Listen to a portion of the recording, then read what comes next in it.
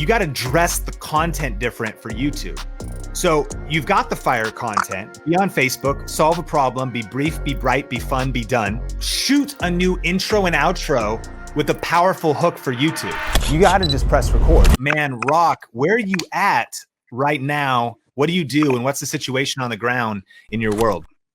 What's up, man? I am honored to be able to talk to you. Thank you so much for doing this. This is really cool, man. I've been wanting to get with you for a long time. This is really neat. I'm in Mobile, Alabama. I own a company called Mr. Church Marketer. And basically what we do is we market for churches. So we do all kinds of over 1 million products in print. We do online, Facebook, Instagram ads, and then we do websites and stuff like that for churches and just kind of help them overall strategy on how to kind of get engage their community and grow their church through all these different means of media and marketing. So it's really cool, man. Man, that's amazing. Love what you're doing. And what's the situation in Alabama right now? Are you guys quarantined? You guys staying safe? Yeah, we've been quarantined for the last 2 weeks. It was suggested, and then they kind of ramped everything up the beginning of this week with kind of everything has to be shut down if it's not essential. And so we don't have too many cases in our city specifically. I think there's like maybe 50 cases. It's not that crazy.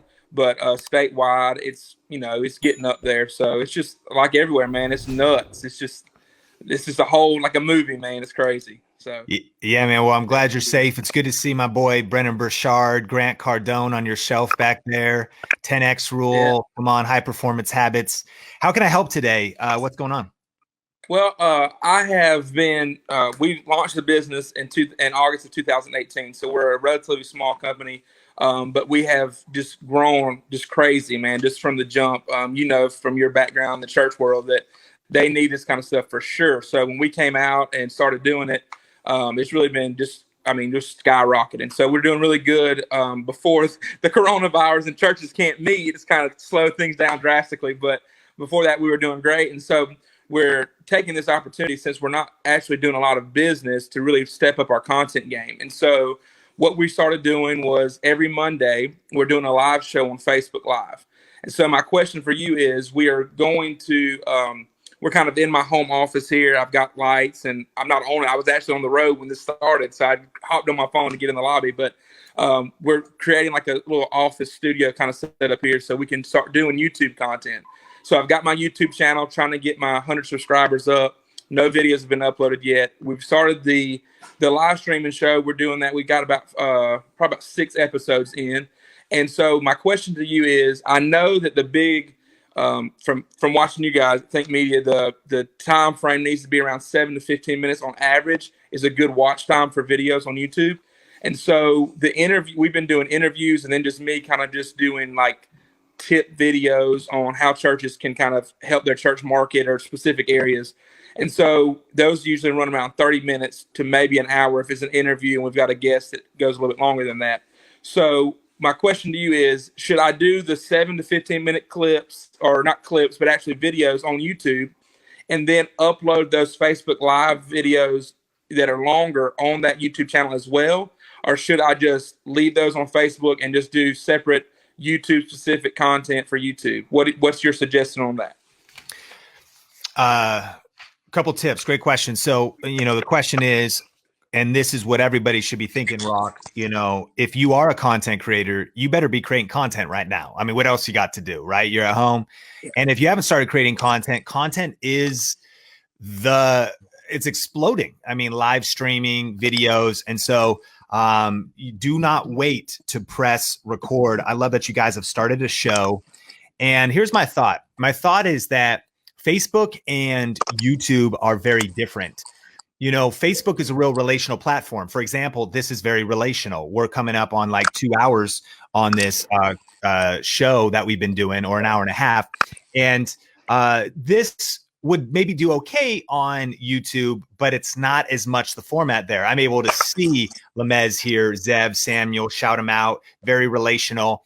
Here's the point. The replay value of this content is kind of low.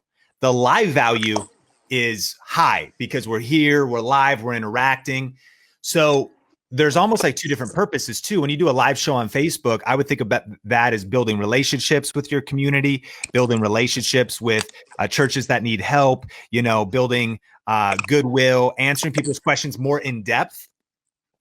But on YouTube, if you want to trigger the algorithm, you want to grow on YouTube, you really need a good, in a way, it's not even necessarily 5 to 7 minutes or even a number in terms of watch time. It's average view duration that'll trigger the algorithm. Right now, if you can get a click-through rate of high 8, 9, 10%, or even like if you could get a click-through rate over 15% on your video, title, thumbnail, topic, and you can get your average view duration over 50 to 60%, those two metrics, man, will blow up a video. You want to be the clicks on watched video for a certain topic. And if you want to grow your business, helping churches with marketing, then you're thinking about what are the top videos they'd want to watch. So my advice would be this. First, I wouldn't necessarily not repurpose your Facebook lives, but I would dress them different. And the analogy, speaking of like a dress code, is I think about In-N-Out Burger here in Vegas. Bless the Lord for them. I know they're in California too. Do you have In-N-Out where you're at? No. So In-N-Out Burger, bro, I mean, animal style fries, like the double cheeseburger. If anybody knows In-N-Out, tell me your order in the live chat right now. In-N-Out Burger, the dress code there isn't one. If you wear like some flip-flops, like a stringy tank top right off the beach, some board shorts, they'll serve you. Now, if you were, I'm living in Vegas, to go over to the Four Seasons Hotel, you go to the nicest restaurant with the white tablecloth, and you go in there in flip-flops and, you know, stringy tank top, they're not going to seat you. They're not going to serve you. The dress code is different. They're both restaurants, but there's a different dress code. That's how I think about YouTube and Facebook. You got to dress the content different for YouTube. So you've got the fire content. Be on Facebook, solve a problem, be brief, be bright, be fun, be done. But nevertheless, it might be 45 minutes. You're greeting people, you're answering questions. Take that video that you download or you capture on your computer. You need to edit that down. Take out the what up, you know, Samuel. What's up, Greg? Good to see you. Like, cut those parts out, because on YouTube, people are like, what's up, Greg? Dude, you're like wearing the wrong shirt. You know, it's like, it's the wrong, like, hey, if you're watching this right now, hit the like button, hit the heart button. The wow face is my favorite here on Facebook. Smash the screen on your phone or your desktop. Dude, that's not even YouTube language. Trim that stuff out and shoot a new intro and outro with a powerful hook for YouTube. So even if it's on your phone or whatever camera. So if you teach on 5 tips every pastor needs to know about live streaming their church on Sunday. So then you go, hey man, right now it's crazy time in the world. I'm shooting a video on my phone. I'm pretending. With everything that's happening in the world right now, churches more than ever before need to master and understand live streaming. But there's kind of a lot to learn. So in this video, I'm going to be breaking down 5 tips and 2 mistakes that churches need to avoid when live streaming their service coming up. Strong hook, maybe a little branded bumper of the church marketer, you know, and then say, hey, you know, what up, Rock here. Recently, I did a training. Let's cut over to it. Drop the training. It's edited. You know, it's maybe even jump cut, so it's a little tighter. And then just deliver that value on YouTube. That video, uploaded as a native video, has so much more chance and so much more power of crushing on YouTube. Plus, you've done your keyword research. You're titling it right. Your description's right. Your tags are right. And so you've just positioned it a lot different. And in that case, you've really done both. The second tip I'd give you, meaning you've done the Facebook Live, you've done a video that will perform better on YouTube.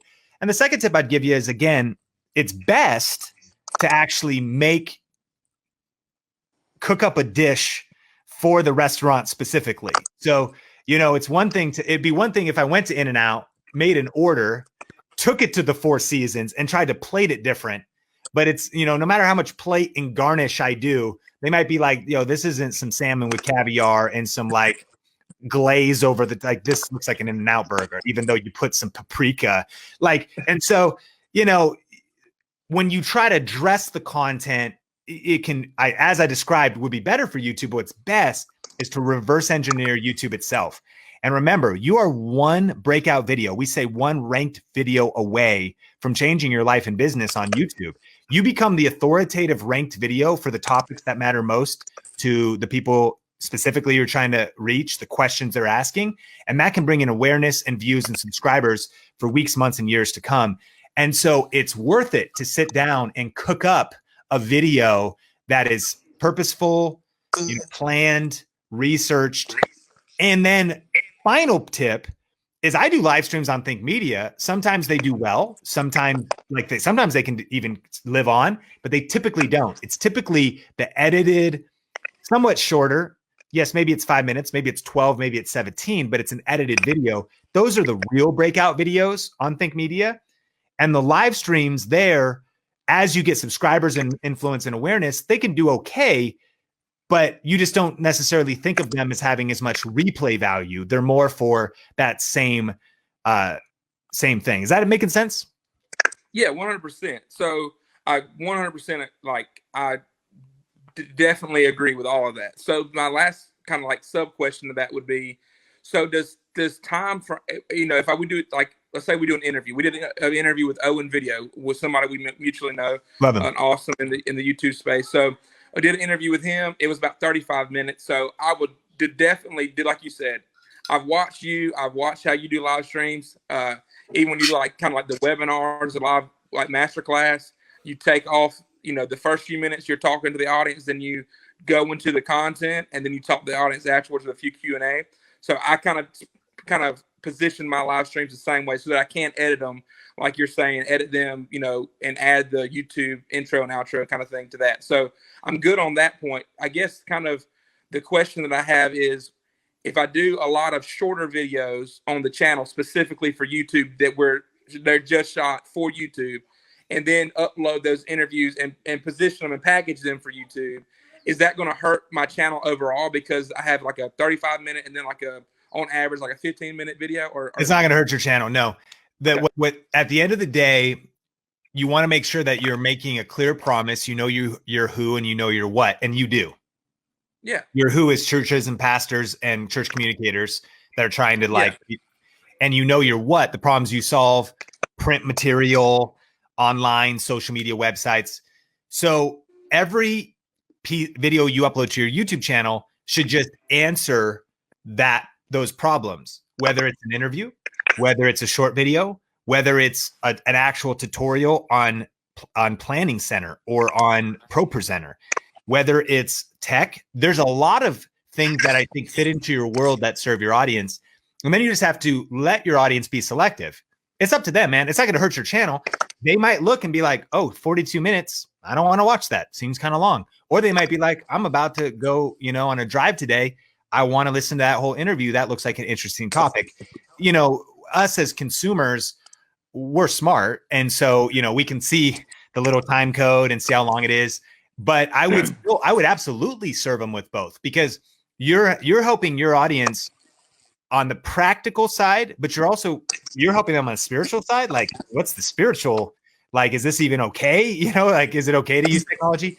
So you should have content that's helping people with their mindset, that's helping people literally with like the right cable connector to make it so you can live stream from a lot of different things. But at the end of the day, you then have to let your audience decide. You might eventually learn, like, man, these interviews just don't do very good. Or they do great. Just because they don't get 10,000 views, they only get 300, but they transform, like they impact at a deeper level. You know what I mean? And so I think the simple answer is it's both. It's both, and then it's testing and seeing what works and seeing how you're feeling about it. But no, your promise.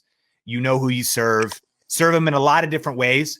And then final tip to everybody watching, always ask questions in terms of give feedback.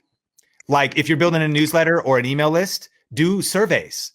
Do a survey on your community tab once you get to 1,000 subscribers. Do a survey on Facebook. Ask people, which type of content do you want the most? You still may be bought in and sold on the interviews, but I don't think we spend enough time asking questions. Literally right now, if you're watching this and whether it's Instagram stories, you can do polls there. Whether it's Twitter, you can do a poll there. If you got a YouTube channel with a certain number of subscribers, do a poll If you're part of the Think fam and you're watching this video right now, do a poll. Like, just ask questions, and like, you're just curious. What should I do next? Do a poll, and you might be, wow, like interviews with people's favorite thing, or literally, then you got to just not be romantic about it and face the facts. People are like, dude, I hate the interviews. They might, you know what I mean? And then, but then they're like, more tech tutorial tips or something, then double down on that. And maybe you don't give up on the thing you're committed to, because you know for the small group, it influences their heart, their mind, shifts their thinking. But if you want what your audience is asking for, we need to be listening. And so today, bro, like, send out an email, do some Facebook polls, do some Twitter polls, do some research. And whether only 7 people reply, make the video for the 5 of them that voted for this thing. And you might be like, I never would have thought that should have been the next topic or tip or series I should have covered. Awesome, man. Thank you so much again for doing it, Sean. You're a mentor, even if you don't know it. So thanks, man. Dude, I appreciate you. Thanks so much for coming on, and stay safe in Alabama.